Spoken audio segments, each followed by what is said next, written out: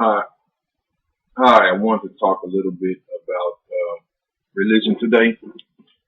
This is coming from an atheist, academic. I consider myself to be fairly intelligent, above average IQ anyway. Um, that's been proven. Anyway, um, I was thinking a little bit today. I was discussing religion with someone on YouTube, and in the middle of writing my reply, I suddenly realized something, and I wanted to share with everyone that you know finds this kind of stuff interesting. Um, I have always considered myself an atheist. I've always been a student of religion. I enjoy the psychological as well as the sociological aspects of what religion is and how it affects us as people and the world in which we live in. Um, One thing that really stood out for me tonight in particular was the fact that everything in the world has something in common, and that is that we were all created by something. We do know for a fact, for a scientific fact, that all animals and all living things, of that matter, plants and otherwise, are created from eggs, and that egg is fertilized, and from that fertilization comes offspring, whether it be another plant, another animal, whatever. Alligators, crocodiles, fish, insects, mammals, reptiles. They all come from eggs, whether internally or externally. They all come from eggs. They all need to be fertilized, even if it's self-fertilization, and they're all then born. With that being said, that would lead any logical person to say that, well, we all came from the same place, which makes perfect sense. With that being said, we also know that nothing is created from nothing, and that is the thing that has really perplexed me this evening, is the fact that nothing can be created from nothing. Something has to create something, and I think everyone can agree that before there was something, there was nothing. And so, how did something get here if nothing created? And of course, logically, that doesn't make sense, and it's very easy to hypothesize that something had to create something. Now, here's the thing: if there were a publication, a book, a writing, a picture carved on a cave wall, it had a name, and it went on to say that this person created the wheel. Now, of course, um, you know, with only that publication, with only maybe a drawing or a schematic of a wheel, we would simply hypothesize that if it is in fact the earliest known writing or the earliest known publication, the earliest known picture of a wheel with a schematic and a name saying that it created the wheel, we would probably say that, okay, we know who created the wheel. There wouldn't be really a question. Now, of course, nothing is 100%, but what is? Okay, even if you have Albert Einstein, who supposedly created E equals mc squared, the atom bomb, and all this kind of stuff, it's not 100% perfect. I mean, no one knows if maybe he did steal the idea from someone and killed him, and so that person couldn't come out and say anything.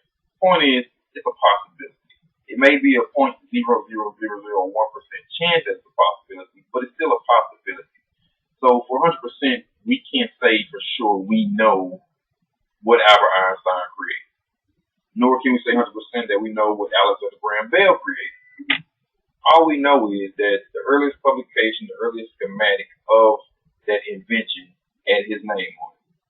And so, of course, we look at that information and say, well, yeah, of course, he created it. Who else did?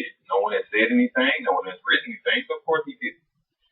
So that brings me to my point. Throughout history, prehistory, there have been publications, stories, books, cave drawings, whatever you want to call it, that have all said that some outer worldly being created everything. Now, of course, the methods on which this outer worldly being went about creating the thing, the reasons why they created it, and even when they created it, all different, which is to be expected for something so old. I mean, who created the wheel? Exactly. So, this is what I'm saying. Religion, organized religion, the idea of religion is man-made, period. The fact that something did create something, that's also a fact. Does that mean that, natural religions are right and Judaism is wrong? No, of course not. Both of them agree that something created something. Even an atheist like myself and all of his wisdom and and righteous thinking would have to agree that something created something. Nothing was created from nothing. So I say that to say this. Regardless of what the rules are in whatever religion, regardless of what the reasons are in their religion, atheists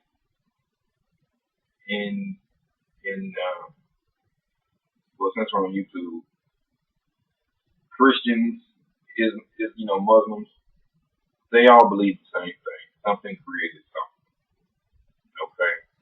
The process that is what we can see now, as far as evolution, procreation, things of that nature. I don't think anyone can argue that. And if they do, I do believe they're not thinking logically. Okay? Let's get that right. Evolution is something we can actually see. Therefore, it must be real. However, it does not explain how everything came to be. Because evolution can't work without something to work with. Something had to come from something. It didn't come from nothing.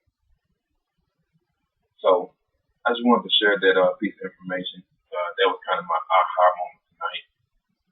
Maybe it'll be someone else's aha moment. That's it. I love religion. I love the study of it. Like I said, I love the sociological aspect, the psychological aspect. So there's a lot to be said about why we even have religion, and some of the basic fundamental societal rules that are prevalent in every social creature. And why those rules are, I truly believe it's just a result of social behavior. Nothing to do with religion. And any atheist and Christian or Muslim would agree with that. That the reason why everyone thinks that killing someone for no good reason is wrong, it's just social behavior. It's contradictory to society. It doesn't benefit society anyway.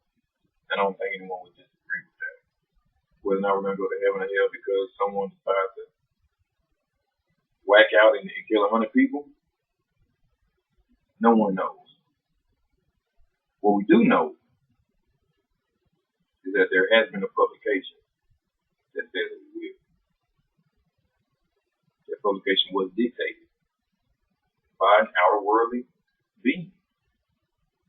Does an outer worldly being have to be present to dictate to someone what to write down? Of course not. It's an outer worldly being. And we all agree there has to be an outer worldly being.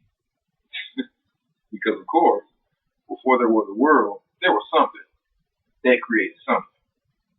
Therefore, it must be outer world. It couldn't be world.